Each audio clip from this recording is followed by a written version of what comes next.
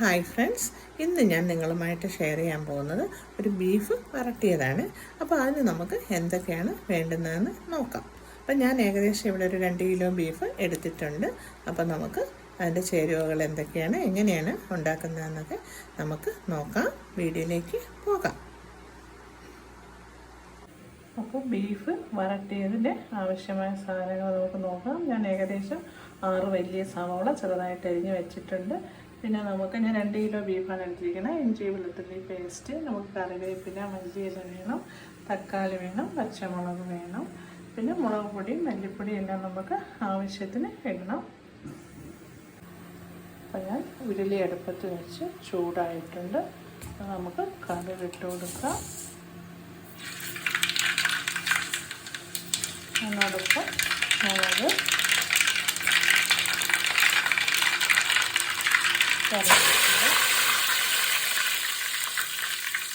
വെളിച്ചെണ്ണയാണ് ഉപയോഗിച്ചത്. ബീഫിന് വെളിച്ചെണ്ണയാണ് നല്ലത്.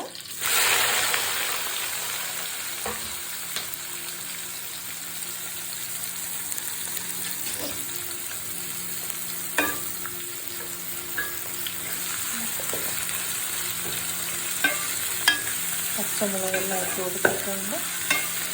ഉപ്പും ഇഞ്ചി വെളുത്തുള്ളി പേസ്റ്റും കൂടി ഇട്ട് കൊടുക്കാം. ആവശ്യമായ ഉപ്പ് നമുക്ക് ആദ്യം കുറച്ചിടാം. പിന്നെ നമുക്ക് നോക്കിയിട്ട് കൊടുക്കാം. പിന്നെ ഇഞ്ചി വെളുത്തുള്ളി ചതച്ച് കൊടുക്കാം. 2 കിലോ ബീഫുള്ളത് കൊണ്ടാണ് കൂടുതലെടുത്തത്. ഇഞ്ചിയെല്ലാം എന്തായാലും സമയമെടുക്കും.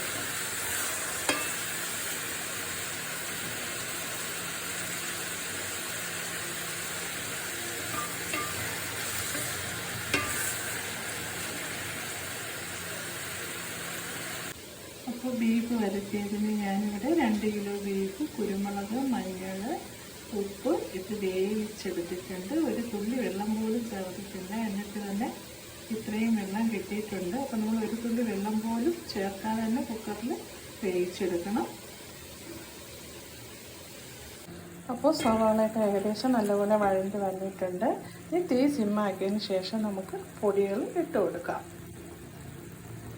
അപ്പോൾ ഞാനിവിടെ ഒരു 6 സ്പൂൺ മല്ലിപ്പൊടി ഇട്ട് കൊടുത്തിട്ടുണ്ട്. കാര്യം 2 കിലോ ബീഫ് ഉള്ളത് കൊണ്ടാണ് ഞാൻ 8 വലിയ സവാള ഇട്ടുണ്ട്.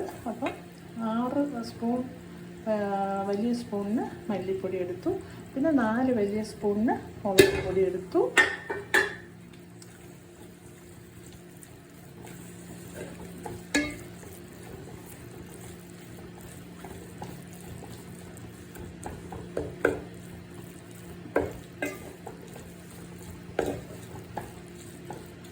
ഇനി നമുക്ക് മഞ്ഞൾപ്പൊടി ഇടാം. കുറച്ച് മഞ്ഞൾപ്പൊടി നമ്മൾ ബീഫിൽ ഇട്ടിട്ടുണ്ട്. പിന്നെ മഞ്ഞൾപ്പൊടി ഇട്ടാണ് നമ്മൾ കഴുകി വൃത്തിയാക്കി എടുത്തത്. പിന്നെ നമുക്ക് ഗരം മസാലയൊക്കെ നമ്മുടെ ആവശ്യത്തിന് നമുക്കിടാം.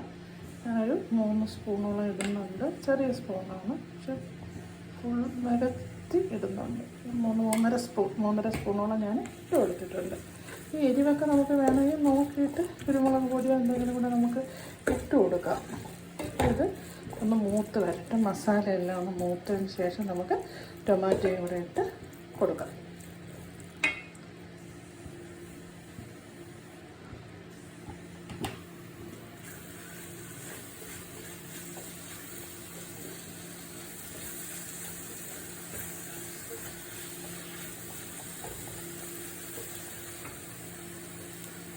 പച്ചമുളകൊക്കെ ഒന്ന് മാറി വന്നിട്ടുണ്ട്.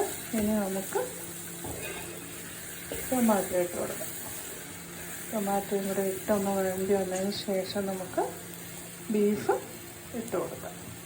അപ്പോൾ ടൊമാറ്റോ ഇട്ട് കൊടുക്കാം. 2 ടൊമാറ്റോ ഞാൻ എടുത്തിട്ടുണ്ട്. അത്യാവശ്യം വലിപ്പമുള്ള 2 എണ്ണമാണ് എടുത്തത്. ഇനി ഇതൊന്ന് നല്ലപോലെ ഒന്ന് വെന്ത് വരട്ടെ.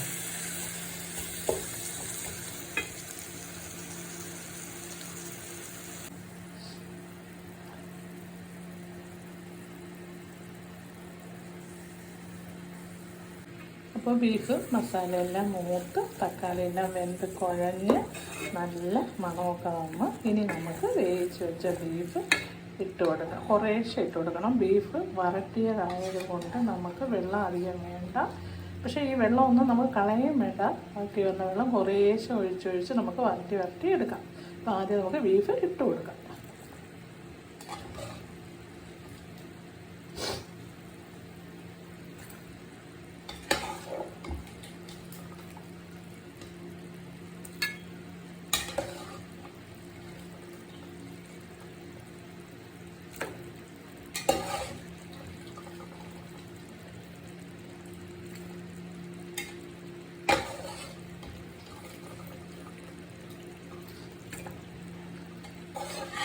കറി വേണമെങ്കിൽ കുറേ നമുക്ക് വെള്ളം ഒഴിച്ച് തിളപ്പിച്ച് വറ്റിച്ചെടുക്കാം.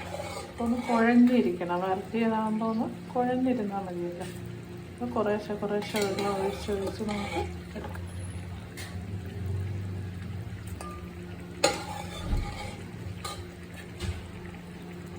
അപ്പോൾ ബീഫ് ഞാൻ ഇട്ട് കൊടുത്തിട്ടുണ്ട്.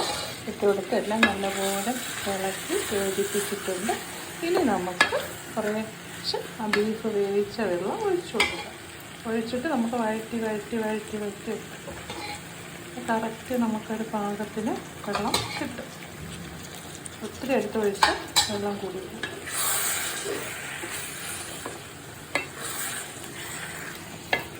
മസാലയൊക്കെ നല്ലപോലെ പിടിച്ച് വരണം. കുരുമുളക് ഇട്ടിരുന്ന് വേവിച്ചത് എങ്കിലും മുളകും എല്ലാം നമുക്ക് പിടിക്കണമല്ലോ. അവിടെ കിടന്ന് നല്ലപോലെ ഇങ്ങനെ കുഴഞ്ഞ് വരുമ്പോൾ വീണ്ടും വെള്ളം നമുക്ക് ഒഴിച്ചു കൊടുക്കാം. വേവിച്ച് വെച്ച വെള്ളം നമുക്ക് ഒഴിച്ചു കൊടുക്കാം. എത്രത്തോളം കുഴഞ്ഞിരിക്കണം അത്രയാകുമ്പോൾ നമുക്കത് നിർത്താം. ഉപ്പൊക്കെ നോക്കണം, എരിവ് നോക്കണം, എല്ലാം നമ്മുടെ ആവശ്യത്തിന് നോക്കണം. അപ്പോൾ ബീഫ് പെരട്ടോട് റെഡിയായി വന്നിട്ടുണ്ട്. ഇനി നമുക്ക് കുറച്ച് മല്ലിയിലയും കൂടി ഇട്ട് കൊടുക്കാം. അരിഞ്ഞ് വെച്ച മല്ലിയിലയും കൂടി ഇട്ട് കൊടുക്കാം. അപ്പോൾ നമ്മുടെ ബീഫ് പെരട്ടിയത് പറാട്ടയുടെ കൂടെയും ചോറിൻ്റെ കൂടെയും ചപ്പാത്തി എല്ലാത്തിൻ്റെ കൂടെയും നമുക്ക് കഴിക്കാം.